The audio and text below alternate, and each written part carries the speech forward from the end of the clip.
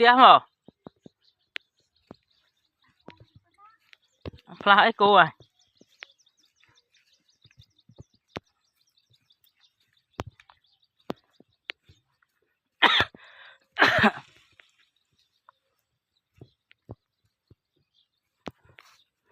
ấy tôi ta đám mày mày này nên pu đám bây giờ ấy chị đám trộm tối tối mưa khơi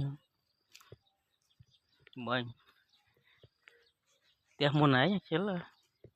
mình cô pha hoặc là muốn pha cô đó lên cái sai chốc này nè đốt tray ấy